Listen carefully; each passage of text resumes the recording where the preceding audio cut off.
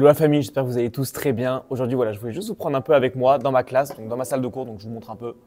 Donc je suis dans une classe de techno, parce que voilà, là, je suis actuellement professeur de technologie et de mathématiques. Donc on m'a attribué une classe, comme ça au moins je suis tranquille. Donc voilà, je voulais juste vous partager un peu ce que je suis en train de faire actuellement. Donc comme je vous ai dit dans ma précédente vidéo, que pour cette année déjà, je vais préparer le CAPES, CAFEP, donc pour pouvoir être professeur, donc enfin avoir mon diplôme.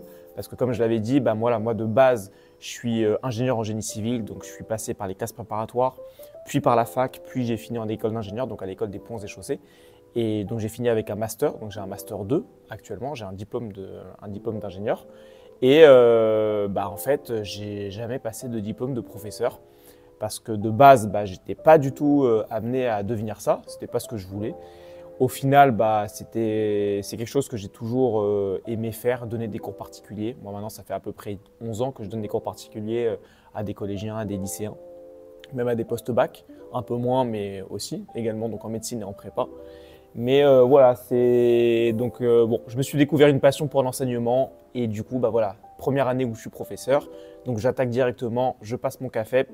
Donc CAPES, CAFEP, comme je vous avais dit, CAPES c'est pour travailler dans l'enseignement public et le CAFEP c'est pour travailler dans l'enseignement privé. C'est les mêmes épreuves. Donc moi cette année, donc je me suis inscrit pour faire un petit journal de bord. Je me suis inscrit, je crois, mi-octobre. Je crois que c'était juste avant les vacances de la Toussaint. Donc d'ailleurs je me suis inscrit, je crois que c'était à midi les ouvertures. Je crois que c'était vers le 10 ou 15 octobre. Donc je me suis inscrit à midi 1, donc je pense que je devais être l'un des tout premiers à m'inscrire pour l'examen, donc le concours de mathématiques. Donc je vais passer les examens en mars. D'ailleurs je vous ferai une vidéo comme ça au moins, vous pourrez voir comment ça se passe. Donc il y aura 2 écrits, début mars ou fin février. Donc il y aura 2 écrits et 2 oraux par la suite, donc si on est admissible. Donc si on réussit les écrits, on peut passer les oraux, donc c'est un peu comme en classe prépa, voilà, lorsque vous passez les concours, si vous êtes admissible sur les écrits, vous allez dans les grandes écoles et vous passez vos oraux pour ensuite avoir l'admission finale.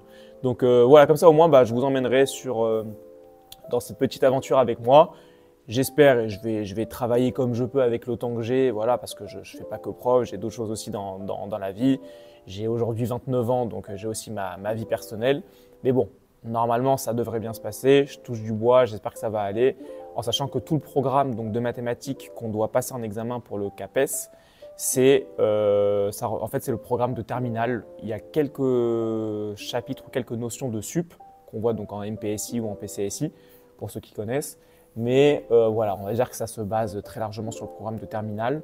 Et pour avoir un peu refait l'examen de l'année dernière en 2024 et l'examen en 2023, franchement, même on va dire un élève qui est assez chaud en terminale, il pourrait l'avoir facilement normalement. Donc voilà, je travaille ce qu'il faut, mais ce n'est pas non plus ma priorité. Je vais tout faire pour l'avoir cette année, comme ça au moins je serai enfin considéré comme titulaire parce que j'aurai mon diplôme de prof. Et voilà, et pourquoi je vous fais cette vidéo? Parce que je suis actuellement en train d'être matrixé par les maths. C'est-à-dire que en fait, c'est tellement une matière que j'aime que je viens de découvrir en fait à 29 ans, comme un gros teubé que je suis, que sur YouTube, il y a plein de gens qui faisaient et qui font actuellement des vidéos, par exemple, on va dire entre guillemets, un journal de bord, par exemple, ils sont actuellement en prépa, ils préparent les concours, des élèves qui sont à Louis le Grand, à Henri IV. Donc déjà, c'est hyper inspirant. Et moi, voilà, parce que je suis un peu plus âgé qu'eux maintenant, il y a à peu près 10 ans qui nous séparent. Bon, déjà, ils me remettent un peu dans l'ambiance de ce qu'est la prépa. Je vois que ça n'a pas trop changé. Et voilà, donc déjà, je kiffe revoir ces vidéos-là. D'ailleurs, je vais vous montrer quelques exemples là sur YouTube. D'ailleurs, si vous passez par là, les gens que je vais mentionner, franchement, gros big up à vous les gars. C'est travail incroyable. Je vais vous montrer des cracks, des vrais cracks.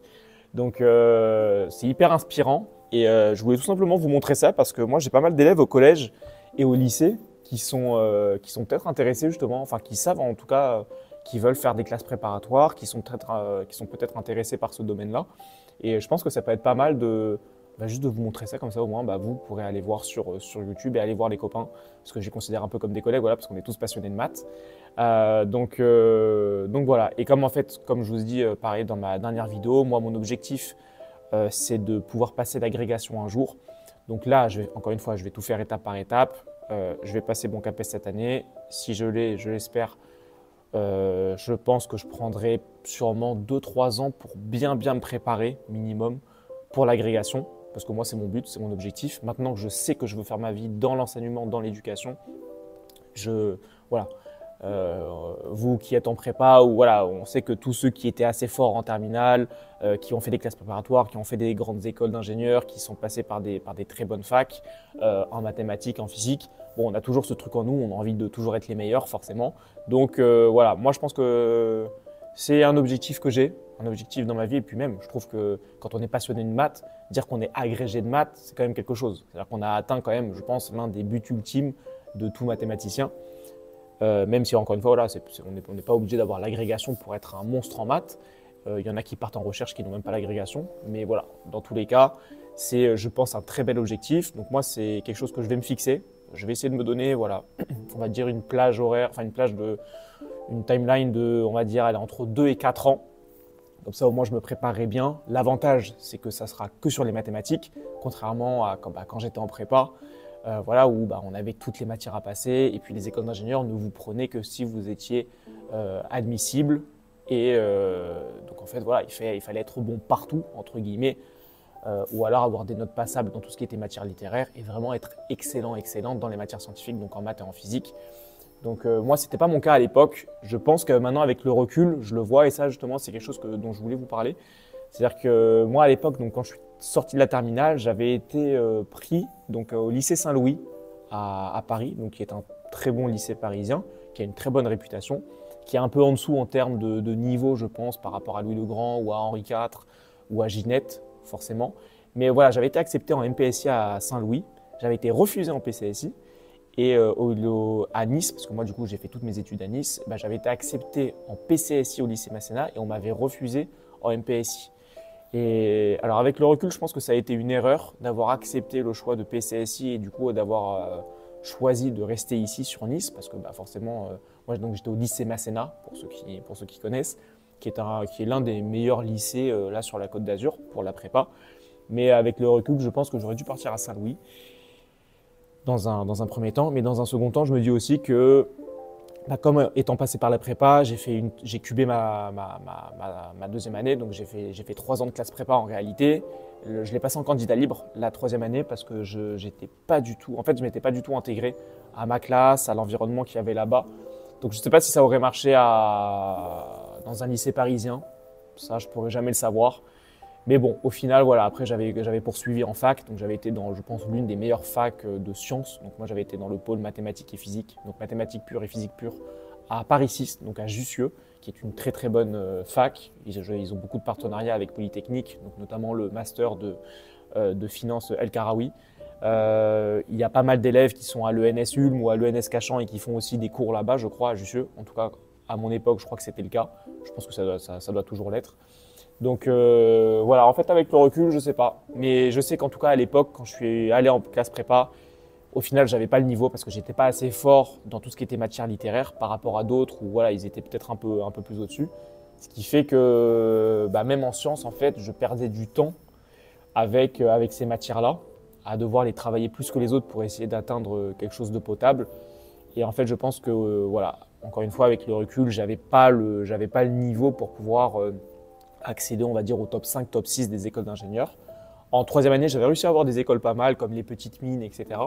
Donc ça allait, mais au final, voilà, j'avais préféré partir à la fac, directement en licence 3. Donc moi, j'avais fait du coup une double licence directement. On m'avait accepté en licence 3 direct. Donc j'avais fait une double licence, comme je vous ai dit, de maths pure, physique pure. Et pour ensuite, voilà, et j'avais tout un cheminement pour pouvoir rentrer en fait à l'école des ponts et chaussées. C'est pour ça que j'avais choisi Jussieu, parce que j'ai vu qu'ils avaient un partenariat avec eux et un master spécialisé qui se passait là-bas à l'école. Donc ce master-là, j'avais réussi à l'avoir, comme j'ai dit dans ma précédente vidéo. Et donc voilà, au final, j'avais réussi à avoir ce que je voulais, atteindre l'une des grandes écoles d'ingénieurs. Et mais voilà, on va dire que toute la prépa, tout ce milieu-là qui était quand même très sélectif et on va dire le haut du panier de tout ce qui peut se faire, on va dire, dans l'éducation française en sciences, voilà, ça m'aura surtout servi à apprendre à être méthodique, à être hyper rigoureux, à savoir supporter une charge de travail monumentale. Donc ça, franchement, c'est la prépa pour ça, c'est vraiment un truc incroyable. Donc voilà, ça a jamais été une erreur. Et voilà, je le prendrai toujours comme un très très bon point et je pense que ça m'aidera et ça m'aide déjà voilà, dans ma vie professionnelle. Mais voilà, pour aller chercher un job, là pour avoir eu le job de prof que j'ai actuellement, Je vous dis la vérité, hein, j'ai appelé la directrice, ça s'est fait en même pas une soirée. Donc, parce que justement, j'avais ce background de classe prépa, grosse fac, grande école d'ingénieur.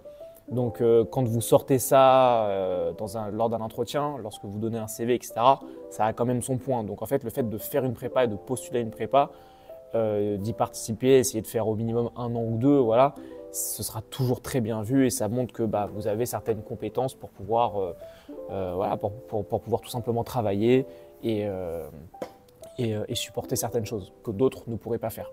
Donc non, franchement, la prépa a un excellent point. Et donc juste pour en revenir voilà, à cet objectif d'agrégation, voilà, là actuellement, je suis en train de me focus, alors pas d'apprendre encore et de me replonger dans tout le programme de sup et de spé des classes prépa, parce qu'il faut savoir que l'agrégation, c'est on va dire tout le programme que des mecs en classe prépa voient, donc on va dire de MPSI et EMP. Donc c'est tout ce programme-là avec des notions un peu plus approfondies pour l'agrégation. Mais moi, mon but, ça va être ça. C'est-à-dire que là, comme je vous dis, entre 2 et 4 ans, je vais essayer de vraiment torcher tout ce programme-là, même s'il est très conséquent. Donc de MPSI et de MP, je vais essayer de bien me remettre dedans. Là, ça va faire bientôt entre 8 et 10 ans que je n'ai pas refait tout ça. Donc forcément, voilà, il va y avoir du taf. Donc c'est pour ça que je me laisse aussi le temps pour vraiment, on va dire, rendre la chose mature, que je m'approprie bien les notions, bien les démonstrations, que j'arrive à développer un peu toute cette intuition mathématique qu'il faut pour essayer de passer à l'agrégation. Donc c'est ça le but. Voilà, et donc en fait, tout ça pour vous dire qu'actuellement, voilà, je suis en train de regarder sur YouTube tous les mecs de prépa qui ont fait des chaînes YouTube, qui sont en train de balancer leur journal de bord, qui sont en train de dire comment ça se passe la prépa, etc. Déjà, moi, ça me remémore une tonne de trucs et je trouve ça hyper plaisant. Je suis des mecs qui sont ultra chauds, qui sont rentrés à l'ENS Ulm, qui expliquent leur méthode, comment est-ce qu'ils travaillent, etc. Parce que voilà, moi, c'est un travail que je vais devoir refaire pour pouvoir espérer avoir l'agrégation un jour. Et voilà, et tout simplement, en fait, avoir l'expérience d'élèves qui ont eu accès à des très gros lycées parisiens, qui ont eu accès à des professeurs qui sont juste monumentaux, qui sont voilà, vraiment des pontes en mathématiques. Et c'est ça aussi, malheureusement, ou heureusement pour eux, mais malheureusement pour tous les autres qui sont en lycée, on va dire provinciaux, etc., c'est que voilà, il y a une telle différence en fait entre l'enseignement qui est fourni, entre le niveau des élèves, et que voilà, c'est forcément beaucoup plus difficile pour des élèves qui sont dans un lycée provincial d'accéder à ces grandes écoles-là que lorsqu'on est là-bas. Parce que voilà, il y a juste à regarder les statistiques, hein. Vous prenez Louis le Grand ou Ginette, il y a quoi? Il y a 40, 50, 60% de chaque classe de MP, MP étoile, PC, PC étoile, en tout cas dans les classes étoilées je parle, voilà, il y a plus de la moitié de la classe qui partent à Polytechnique, qui partent aux ENS. Donc ça, oui, les élèves ont un gros niveau de base, mais de toutes les manières, en classe prépa, c'est tout le monde qui en chie. Il y a tout le monde qui prend un gros coup derrière la tête quand ils arrivent en sup, donc en MPSI ou en PCSI. Et voilà, vraiment ce qui fait la diff, c'est d'avoir, je pense, ces enseignements-là, ces professeurs-là, tout ce cadre en fait qui fait que, par exemple à Louis le Grand, je suis sûr que, et je pense que ça se passe comme ça, parce que c'est tout simplement les retours qu'on peut voir sur YouTube, on les pousse et on les formate un peu à se dire, ok, vous aurez l'ENS ou vous aurez Polytechnique. Alors qu'en lycée provincial, on va vous dire, donnez votre max et vous prendrez ce que vous réussirez à avoir. Tout en vous disant que c'est très bien, qu'il n'y a aucun problème si vous n'avez pas Polytechnique, l'ENS. Et en réalité, ce n'est pas du tout un problème. C'est-à-dire que ce n'est pas parce que vous n'avez pas Polytechnique ou l'ENS que vous n'allez pas du tout réussir votre vie. Non, il y a des gens qui partent à Centrale, il y a des gens qui partent aux mines, aux petites mines, même dans les écoles d'ingénieurs au CCP, etc. Il y a des très très bonnes écoles et ce n'est pas l'école qui va faire votre vie. C'est votre travail, c'est votre organisation, c'est votre réseau. Voilà, si vous voulez vraiment réussir votre vie, c'est tout l'après-école et tout l'après-post-bac qui fait que vous allez réussir ou pas. Donc, mais bon, après forcément, si vous sortez Polytechnique ou des ENS, etc., par rapport au choix que vous allez faire par la suite, dans le secteur dans lequel vous allez vouloir travailler, c'est sûr que ça ouvre beaucoup plus de portes que si vous sortez d'une toute petite école. Mais voilà, il en reste que c'est pas ça qui fera votre réussite, quoi. Donc juste, je vous montre du coup, voilà les quelques vidéos que je suis en train de regarder. Donc il y a, alors lui c'est Robin, donc de la chaîne Facile d'accès. Franchement, c'est un monstre. C'est dans la manière dont il parle, etc. Donc il a fait 2 ans de classe prépa à Louis le Grand. Il est à l'ENS Ulm aujourd'hui, donc peut-être en première ou deuxième année, je pense aujourd'hui. J'adore ce qu'il explique. Il donne des méthodes, il donne tout ce qu'il faut pour y arriver. Il dit que voilà, lui, il s'était vraiment buté aux maths et uniquement aux maths pour pouvoir et pour pouvoir intégrer le NSUM. Donc franchement, allez voir sa chaîne, facile d'accès. Moi, je kiffe. J'ai pratiquement vu toutes ses vidéos. Donc après, voilà, il est aussi sur la chaîne de. Donc lui, je crois il s'appelle Ferdinand. Lui aussi, c'est un crack en maths. Pareil, après 2 ans à Louis-le-Grand. Donc lui, je crois qu'il avait fait tout son lycée à Louis-le-Grand. Il a ensuite poursuivi en classe prépa à Louis-le-Grand et après 2 années, donc en MPSI et MP, il a intégré le NSUM aussi. Donc voilà, ils font plein de vidéos où ils passent d'école, donc ils montrent comment ils passent l'école, ils traitent des exercices en direct pour qu'on voit et pour qu'on regarde comment est-ce qu'ils réfléchissent, quel est le cheminement à adopter pour pouvoir tout simplement résoudre l'exercice. Donc sa chaîne c'est Math Étoile, donc franchement allez la checker aussi, c'est juste incroyable. Après je kiffe aussi voir les maths à gogo. Donc alors lui je sais plus comment il s'appelle, mais ultra sympa aussi ces vidéos, franchement je kiffe. Donc lui il fait son petit journal de bord, donc je crois que cette année il est en MP Étoile. Donc lui il était il est à Kléber, donc au lycée Kléber, classe prépa. Alors, je sais plus si c'est à Toulouse ou une autre ville ça, je pourrais pas vous dire, je sais plus, j'ai pas cherché sur internet. Mais en tout cas pareil, chaîne très bien, franchement il fait son petit journal de bord. En sup, bravo à toi si tu passes par là, t'es aussi un crack. En sup il arrêtait pas de majorer tous ses DS. Donc notamment il y a pas mal de ces vidéos, voilà, il montre tout ça, comment il a fait, donc franchement très très bien. Et le fameux Nilo aussi.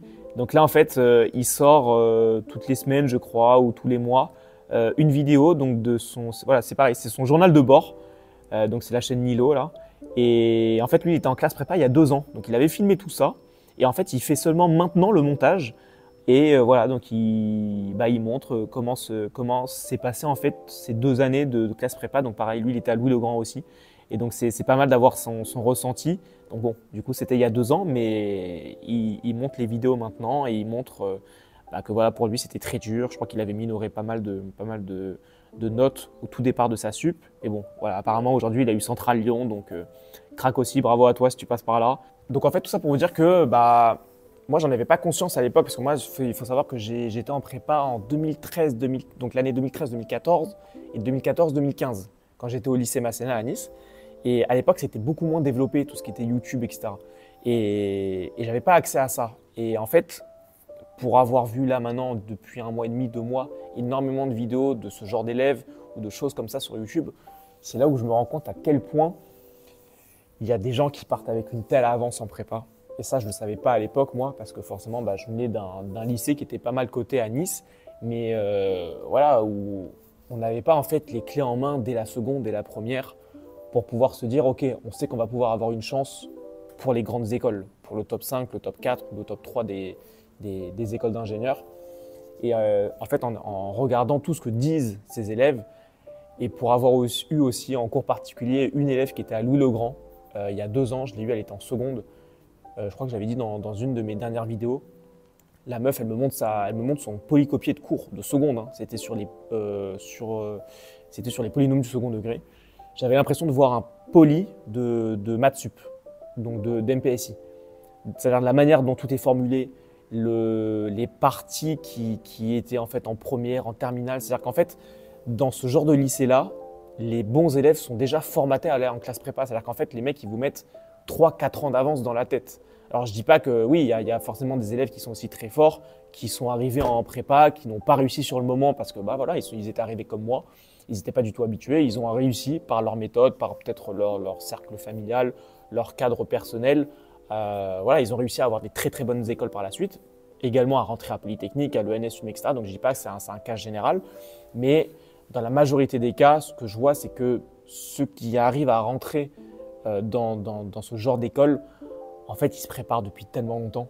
Et je pense que moi, à l'époque, si j'avais eu du coup tous ces outils-là, YouTube, avec tous les retours d'expérience de plein d'élèves comme ça qui ont intégré Polytechnique, qui ont intégré le NSUM, etc., j'aurais pu tellement mieux me préparer en fait, ou en tout cas, ne serait-ce que me mettre dans la tête que, voilà, si j'ai envie d'y arriver, il faut travailler dès maintenant, donc dès la seconde, dès la première, demander à son prof des exercices supplémentaires, faire peut-être un peu plus d'heures programme, essayer d'avoir certains polis ou de me renseigner tout simplement par moi-même sur Internet en essayant de comprendre des cours de sup, par exemple, dès la première, dès la terminale. Donc je pense qu'il y a tellement de choses qu'aujourd'hui, énormément d'élèves savent Et grâce à ça, bah, voilà, peuvent avoir accès à l'information et du coup se préparent en amont. Et c'est très bien parce que du coup, voilà, ils arrivent en sup et ils ont déjà pas mal de notions. Ils se sont déjà mis en tête que ça va être très dur. Donc, ils s'attendent à avoir des mauvaises notes, etc. Alors que quand on n'est pas préparé, justement, comme moi, quand tu pars d'un lycée, tu es en terminale, tu es premier de ta classe en mathématiques, tu ne te dis pas je vais arriver en prépa et je vais être nul.